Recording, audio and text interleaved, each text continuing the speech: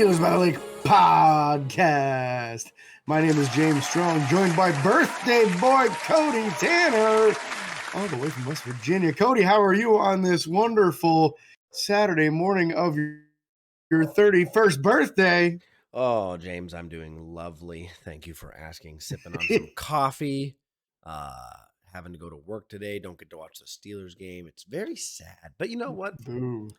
Another year in the books, another year older, another year wiser or dumber. Just depends on how you look at it. But how are you, James? How are you doing? Well, I'm doing all right. Looking forward to this 3-day weekend. Let's start this thing off right. There you go. With some energy. No, it's not a beer. It's not a beer at 9:30 in the morning. Although game day tailgating, I've been known to do that from time to time. Yep.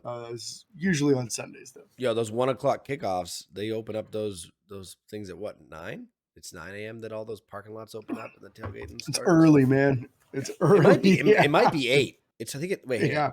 It's 5 hours before the game. So 1, 12, 11, 10, So 9, 8. It's 8 o'clock. Yeah. Yeah.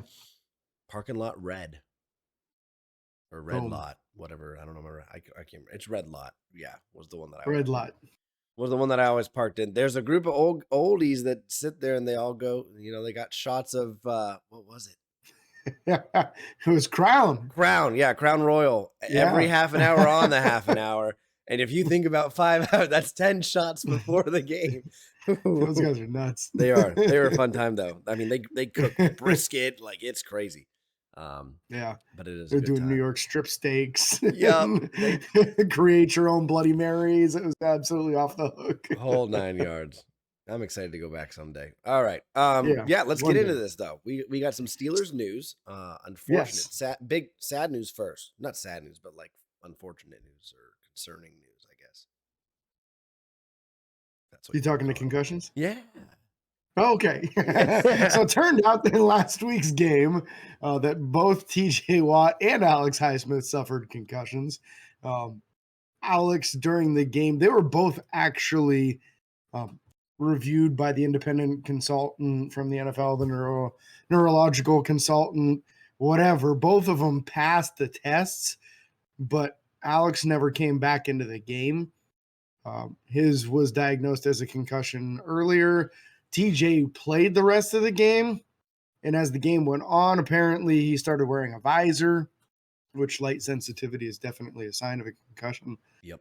And then he also, in his post-game interviews, was experiencing migraines already. So it seems as though they just did not properly diagnose it. Now, this is not the Steelers staff. This is the independent third-party neurological consultant that did not diagnose it as a concussion. Yep. So seems as though TJ basically played the entire game last week with a concussion because he took that shot to the face on like the very first defensive play. Yep. But on the plus side, both of them have cleared concussion protocol. That's the only positive thing about last week being a Thursday game, this week being a Saturday. You got 2 extra days of rest and recovery, which did allow both of them to get all the way back from those concussions. So fortunately for us, we will have both of them back for today's matchup. Yeah, we need them. We need them bad. Oh, yeah. Yeah, we need everybody, Bo.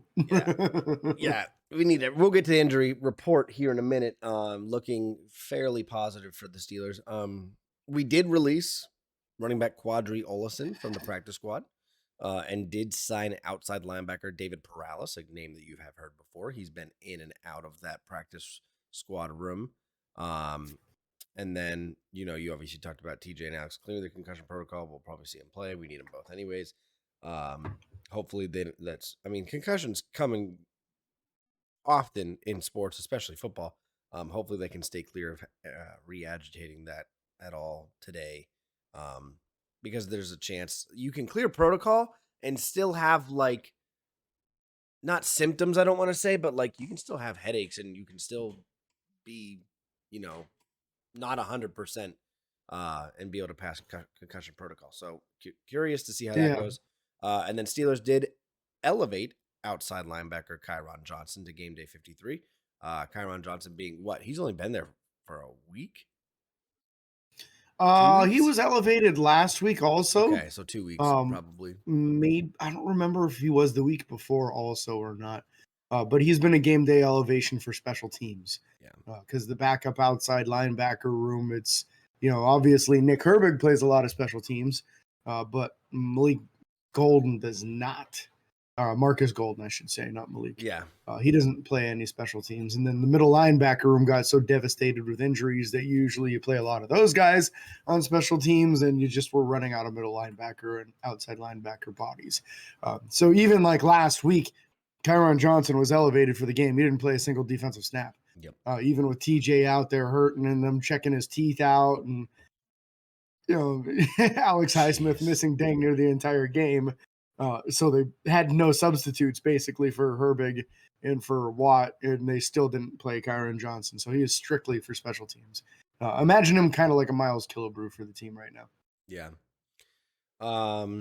So we'll see what happens with him moving forward. Probably just going to be playing that special teams role again. Injury report Mm-hmm. for the Steelers.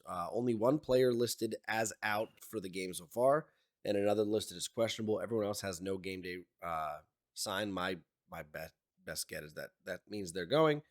So Kenny Pickett obviously didn't participate all week with the ankle injury. He's listed as out.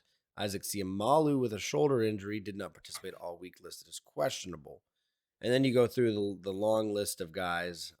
You got Najee Harris with that knee injury, didn't participate early, full participation the rest of the week, and probably will play. DeMonte KZ with an ankle injury, limited early, full the rest of the week. Expect to see him. James Pierre, shoulder injury, full participation all week this time. So I do expect to That's a see good him sign. play. That's a great sign. He's a phenomenal gunner, so we would like to see him come back out there. Landon Roberts with that groin injury did not participate Tuesday, but then limited Wednesday, full participation on Thursday. So that is promising. Alex Highsmith, the concussion protocol, limited early in the week, full participation as of Thursday. TJ Watt, limited early in the week, full participation Wednesday and Thursday. So expect to see those two guys go. Keanu Benton with an oblique injury was limited majority of the week with full practice on Thursday. Cameron Hayward with the groin injury that's been on and off all year.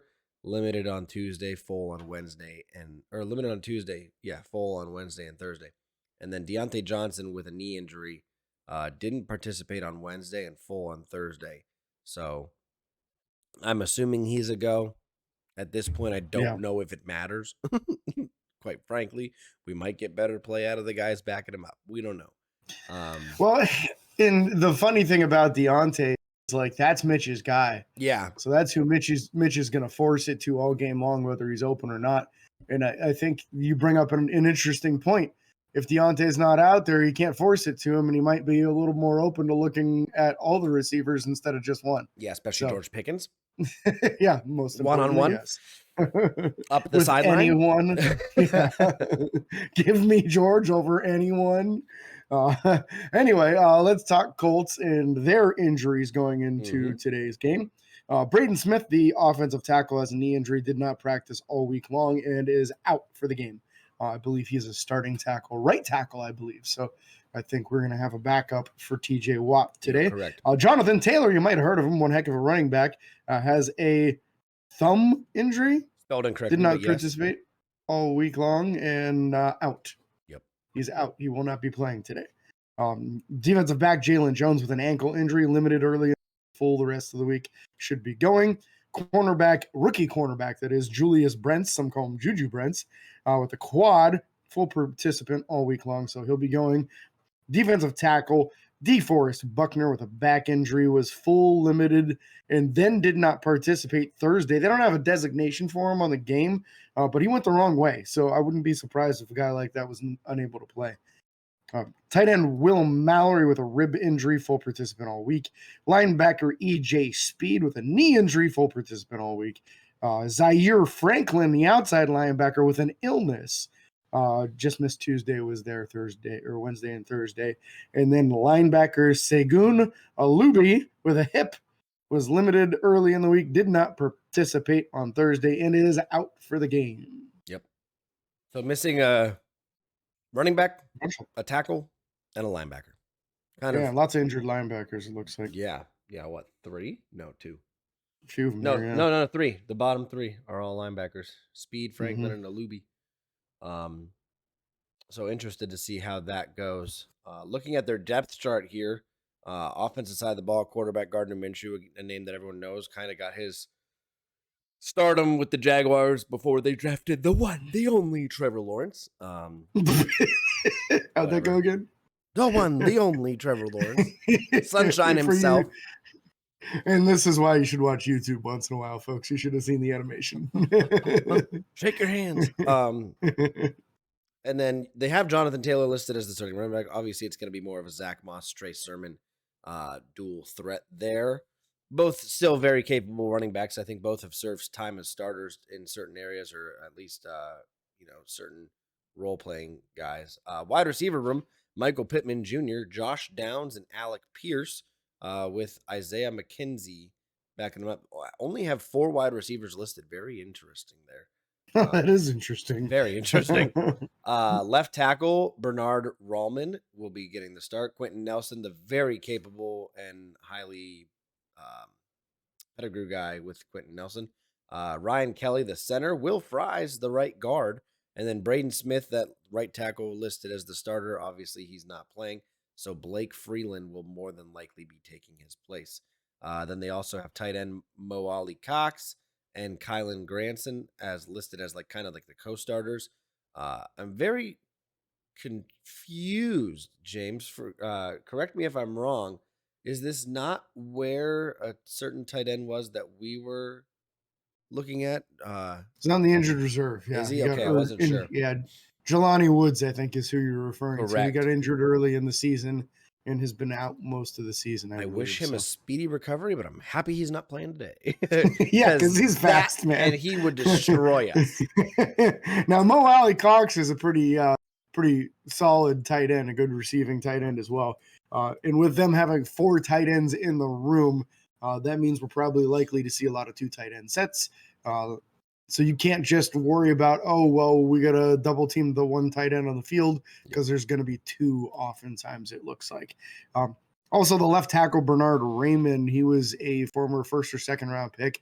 The only reason he didn't go higher in the draft was because of his arm length. A lot of people were concerned whether or not he'd be able to hold up against longer defensive linemen. So that's the matchup on Alex Highsmith's side, is a guy with a little bit stubbier arms. Yeah. And then TJ on the other side gets a backup right tackle. So could be a good matchup for these guys.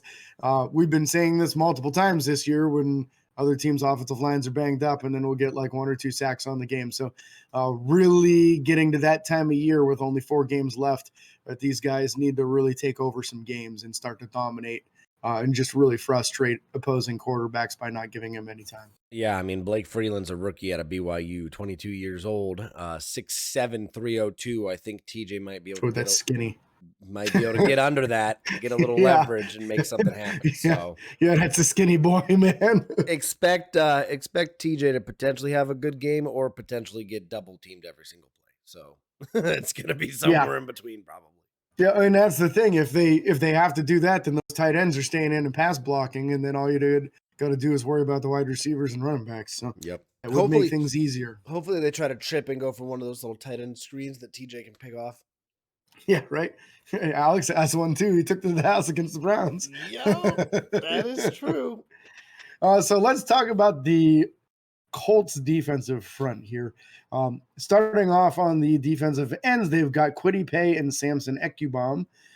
Defensive tackle, DeForest Buckner, he was on the injury list, so we're unsure whether or not he's going to be able to go. Grover Stewart listed as their nose tackle, so that's their starting 4 up front.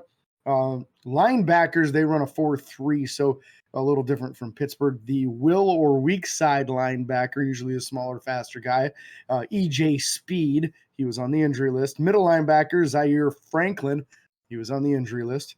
And then the Sam or strong side linebacker, Cameron McGrone, he was not on the injury list. So that's their healthy one, is the strong side linebacker. Now going into the secondary, Juju Brents, or Julius Brents, if that name sounds familiar, it's because we just talked about him. He's on the injury list. Yep. Cornerback Jalen Jones, if that sounds familiar, he was on the injury list. There's 2 starting corners. Nickelback, for them is Kenny Moore, one of the best nickel corners in the entire NFL. Kenny's quite talented and fully healthy. Safeties Rodney Thomas II and Julian Blackman. So kind of a banged up middle linebacker group, also a banged up cornerback group. Yeah. Opportunities should be there for passing to tight ends and wide receivers with these guys being a little banged up. So really need to scheme up a good offensive game plan. Don't take deep shots on 4th and 2 and 3rd and 6 and 3rd and 5 and that kind of thing, So, why not? yeah. You talked about Kenny Moore being a good one of the best nickel corners. He has 3 interceptions and a sack and a half on the year. That's impressive for a nickel guy, man. he could very easily add another sack to that column and another interception, depending on how Mitch plays today. So, and a couple other guys with blocking schemes and stuff like that. But then you got the special teams because they matter as well. They better believe it. Rigoberto Sanchez is the starting punter. Why'd you have to do the I don't accent know. on that? It was just a joke. Just trying to be funny. Matt Gay is the place kicker. And then you also have Luke Rhodes as the long snapper, because long snappers matter too. And then Bengals. Isaiah McKenzie, the punt and kick returner. Also, you can't listen, Rigoberto. It just sounds better when you say Rigoberto. It sounds natural. Yeah, you got to give him his respect. Natural. Yeah, you got to give him his respect and say it the right way. Yeah. I get it. Yeah. I get it. I think there's some Italian heritage in my bloodline. I don't know. My last name used to be Italian before I took my stepdad's name. But also my biological father was adopted. So I don't have a clue. We'll find out. Oh, man, that's really Ancestry.com. Hit me up. Who knows? Let's find out. Right? Y'all got some work to do with this guy, man. Speaking of people having work to do, it's time for us to give you our 3 keys to success, to victory today against the Indianapolis Colts. Do you want to go first? You want me to go first? How do you want to roll today?